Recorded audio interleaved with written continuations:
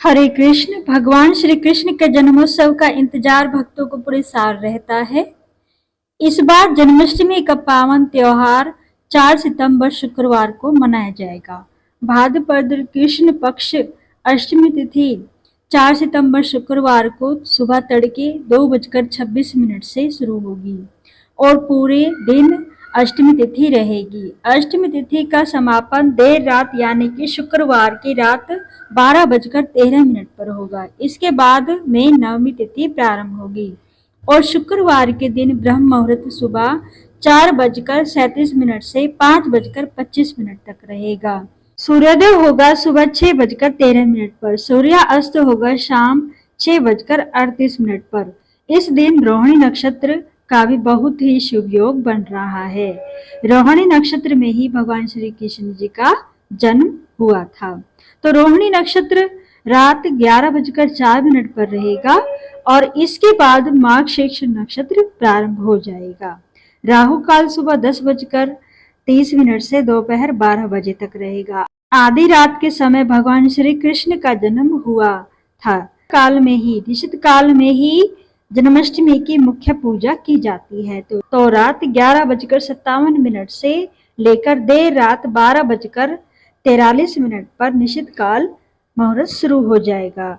तो इस समय में आप पूजा करके फिर व्रत का पारणा कर सकते हैं। तो कुछ लोग जन्माष्टमी के व्रत में रात के समय जन्मोत्सव मनाकर रात 12 बजे के बाद व्रत खोल देते हैं और कुछ भक्तजन अगले दिन व्रत का पारणा करते हैं। अगर आप अगले दिन व्रत का पारण करते हैं तो 5 सितंबर शनिवार को सुबह 6:01 से आप व्रत का पारण कर सकते हैं। जन्माष्टमी के दिन उपवास रखा जाता है। उपवास आप निर्जला भी कर सकते हैं और निराहार भी आप यह व्रत कर सकते हैं। फलाहार ग्रहण करके भी आप कर सकते हैं। पूरे दिन विधि विधान से भगवान श्री कृष्ण का पूजन करें। भोग में माखन, मिश्री, तुलसी दल का भोग भी लगाना चाहिए।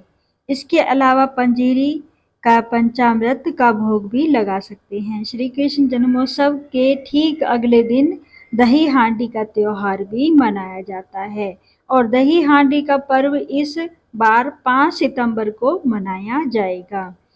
एकादशी उपवास के दौरान पालन किए जाने वाले सभी नियम जन्माष्टमी उपवास के दौरान भी पालन किए जाते हैं।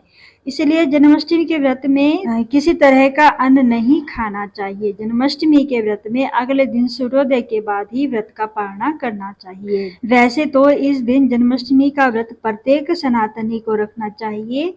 अपनी श्रद्धा के अनुसार इस व्रत को आप निराहार भी कर सकते हैं और फलाहार भी आप रख सकते हैं। व्रत रखना यदि संभव ना हो तो आप कम से कम सुबह और निश्चित काल पूजा में जिस समय भगवान श्री कृष्ण जी का जन्म हुआ था उस समय की पूजा अवश्य ही करें। भगवान के भोग में धनिये की पंजीरी और पंचामृत और माखन मिश्री का भोग तुलसी दल से लगाया जाता है। अब बात कर लेते हैं इस दिन हमें क्या खास करना चाहिए। इस दिन हम क्या कर सकते हैं। तो आप इस दिन ना लड्डू गोपाल जी ला सकते हैं।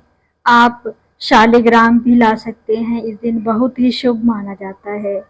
जिस घर में इस दिन लड्डू गोपाल की अच्छे से पूजा की जाती है, जन्माष्टमी मनाई जाती है, 56 भोग लगाए जाते हैं, पूरी श्रद्धा भाव से इस दिन पूजा की जाती है, उस घर को माँ लक्ष्मी छोड़कर कभी नहीं जाती है, क्योंकि माना जाता है कि जहाँ नारायण जी है वहीं लक्ष्मी जी है। तो आपको इस दिन पूरी धूमधाम से है जन्माष्टमी का त्योहार मनाना चाहिए। अब बात कर लेते हैं कि हमें इस दिन क्या खास उपाय करना चाहिए।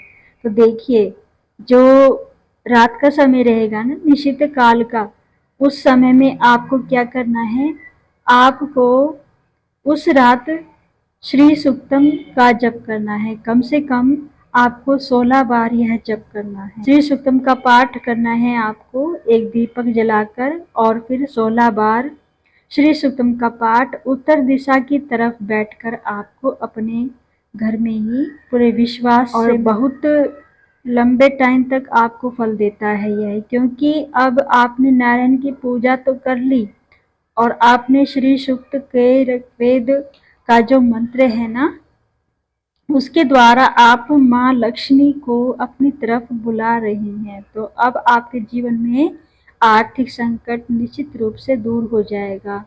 लेकिन देखिए, कोई भी उपाय एक दिन करने से लाभ नहीं होता है, आपके लिए बहुत वो नहीं होता है। उसको लगातार करना पड़ता है, तभी उसका फल हमें प्राप्त होता है। तो विश्वास मानकर इसे आपको करना चाहिए। कम से कम आपको 16 दिन 16 श्री सूक्त का पाठ आप करेंगे तो यकीन मानिए आपकी जो पूजा है वह सफल होगी ही होगी। जिन लोगों की संतान नहीं है वह भी इस उपाय को कर सकते हैं। एक आप क्या करें, आप पति पत्नी एक काम करें, आप एक चांदी की बांसुरी लेकर आए, और बहुत ज़्यादा बड़ी ना हो तो आप छोटी सी लेके आ सकते हैं, आजमा कर देखना। तो आपको इसको रात 12 बजे जब भगवान का जन्म होता है उस समय आप इसे किसी मंदिर में आपको कान्हा जी को भेंट में देनी है। ये आपको चांदी की बांसुरी मंदिर में जाकर आपको जो कान्हा जी का जन्मोत्सव मनाया जाएगा ना, जब उनका जन्म होगा, बधाइयाँ बटेंगी, जब श्रृंगार होगा, तो आप उन्हें बांसुरी भेंट करें। आप देखना आपके जीवन में चमत्कार होगा ही होगा। और माना जाता है कि इससे साल भर में आपको आपकी गोद भर जाती है। जो भी भक्त कान्हा जी का जन्मोत्सव मनाते हैं उन्हें कान्हा जी की छठी भी मनानी चाहिए। कान्हा जी की छठी कब मनाई जाएगी इसकी जानकारी आपको अगली वीडियो में हमारे चैनल के माध्यम से मिल जाएगी। जानकारी अच्छी लगी है तो वीडियो को लाइक शेयर कमेंट करना बिल्कुल न भूलें। फिर मिलते हैं नई वीडियो में, तब तक के लिए राधे राधे।